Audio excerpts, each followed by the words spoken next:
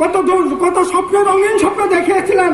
NC Debbarma এডিসিকে উন্নত করবে, modality করবে, 10,000 কোটি টাকার প্রজেক্ট হবে, 1300 কোটি টাকার প্রজেক্ট হবে। হ্যাঁ, কত রঙিন স্বপ্ন। একটা ইট এই টাকার জলে বিধানসভা কেন্দ্রে এনসি দেববর্মার ফেলেছে, দেখাতে পারবেন?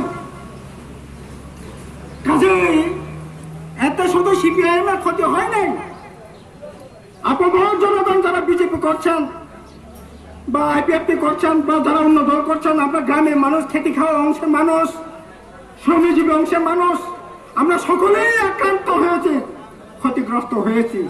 কাজে এই ক্ষতি তো আর করতে দেওয়া যায় না। এই ক্ষতি থেকে বাঁচানোর জন্য আমি অনুরোধ করব, হাত জোট করে বলবো, আপনি যে দলেই থাকুন, যে মতকেই আপনি সমর্থন করুন, অন্তত পক্ষে এই 2023-এ আমাদের রাজ্যে একটা নতুন পরিবেশ, নতুন জীবন যাতে আমরা গড়ে তুলতে পারি, তার জন্য সকলেই আসুন।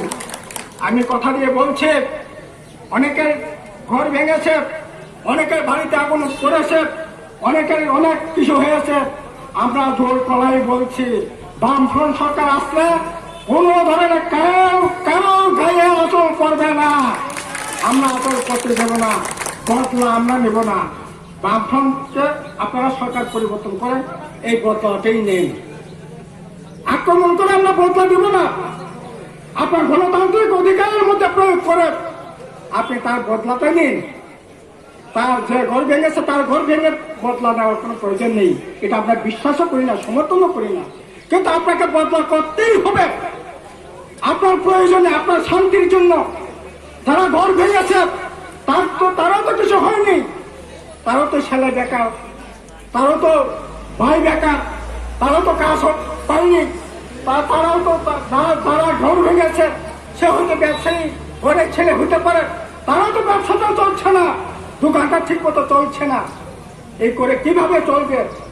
কাজে তার জন্যই বলবো, সমস্ত কিছু ভুলে গিয়ে নতুন ত্রিপুরা, নতুন মান্দাই বিধানসভা কেন্দ্র, নতুন টাকারজলা বিধানসভা কেন্দ্র, নতুন আপনার মজলিসপুর কেন্দ্র, গোটা রাজ্যকে নতুন করে সাজাবার জন্য সকলেই, সাধারণ বিজেপি করেন, সাধারণ যারা আইপিএফটি করেন বা অন্য দল যারা করেন, সকলেই আসুন, সকলে মিলে আবার নতুন ত্রিপুরা গড়ে তুলব। এই শপথ নিয়েই আগামী দিনের সংগ্রামে আমরা ঝাঁপিয়ে পড়ব। সকলকে লাল সালাম, নমস্কার, খুলুমকা, হামবাই।